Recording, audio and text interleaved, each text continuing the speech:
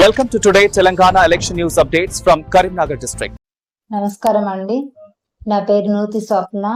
2వ డివిజన్ నుండి పోటీ చేస్తున్న అభ్యర్థి నూతి చందు గారి భార్యను. నేను ఈ డివిజన్ లో మా వారు చేస్తున్న సందర్భంగా డివిజన్ కి సందర్శించడం జరుగుతుంది. వెళ్ళడం, ప్రజలను కలవడం, క్యాంపెయినింగ్ మాట్లాడడం, వాళ్ళ సమస్యలు ఏంటియో తెలుసుకోవడం జరుగుతుంది.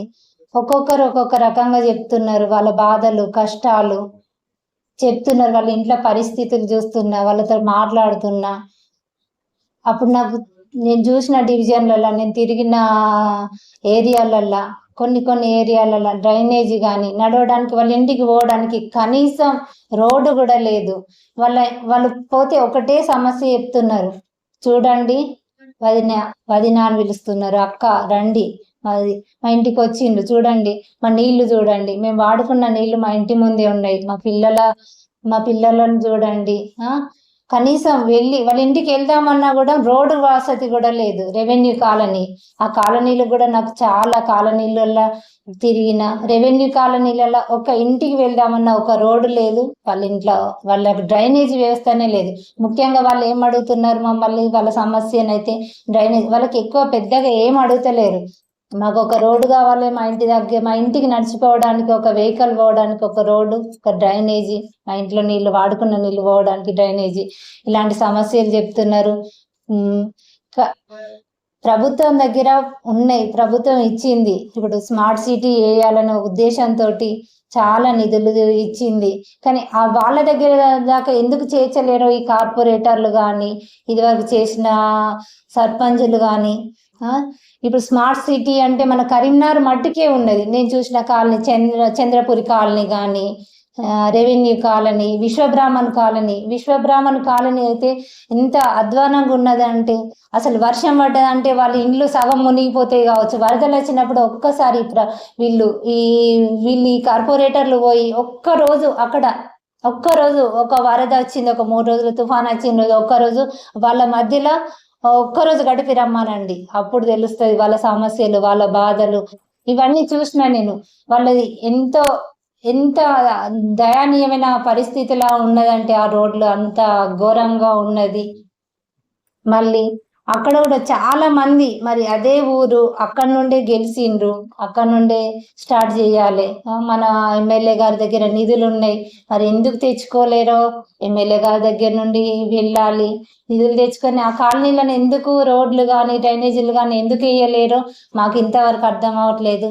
కానీ మేము మాత్రం ఒక్కటే చేయదలుచుకున్నాం, ప్రతి ఇంటి దాకా వాళ్ళ బండి మీద, కొందరు నడవస్తుంది, కొందరు చిన్న పిల్లలు ఉంటారు, ఎక్కడనో రోడ్డు మీద దిగి ఇంటి దాకా నడుచుకోవాలి. చీకటి వెళ్ళడానికి కూడా కనీసం దారి లేదు. అట్లా కాకుండా ఒక రోడ్డు, వాళ్ళ ఇంటి దాకా ఒక రోడ్డు, వాళ్ళు వాడుకున్న నీళ్లు వెళ్ళడానికి ఒక మోరి, వాళ్ళు నడవడానికి ఒక వెలుగులు, ఒక్క కరెంటు స్తంభం లేదు, ఒక్క పోలు లేదు, ఒక వెలుతురు అనేదే లేదు. వాళ్ళ ఇంటింటికి, ప్రతి ఇంటింటికి వెలుతురునిస్తాం, ఒక రోడ్డు నడవడానికి. అది ఈ హామీలు మాత్రం మేము తప్పనిసరిగా చేస్తాం. మమ్మల్ని గెలిపించి ఆదరించి నిధులు తెచ్చుకుంటాం, చేస్తాం. వాళ్ళ ఇంటి దగ్గర ప్రతి ఒక్కరికి పేరున సహాయం చేస్తాం. గుర్తుంచుకుంటాం వాళ్ళ సమస్యలు మా సమస్యలు అనుకొని, కనీస సమస్యలు, వాటర్ ప్రాబ్లమ్స్ ప్రతి ఏరియాలో. మరి వాటర్ ట్యాంకులు లేవా అంటే ఉన్నాయి వాటర్ ట్యాంకులు. ఇప్పుడు ఒకటి నిర్మాణంలో ఉన్నది, ఆల్రెడీ ఒకటి జరిగింది.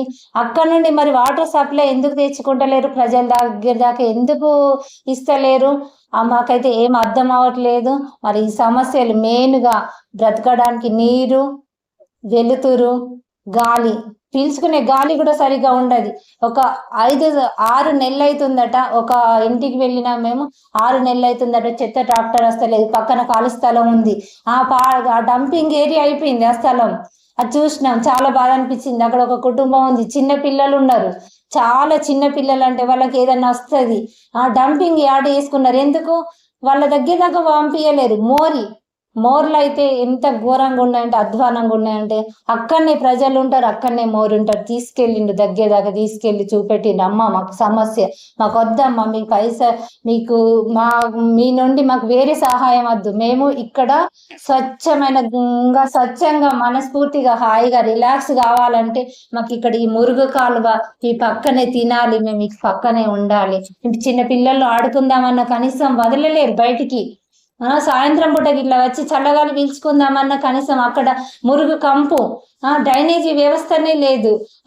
చెత్త ట్రాక్టర్ మున్సిపాలిటీ మరి ఎమ్మెల్యే గారు మస్తు పనులు చేపించిండు, స్మార్ట్ సిటీ చేసిండు.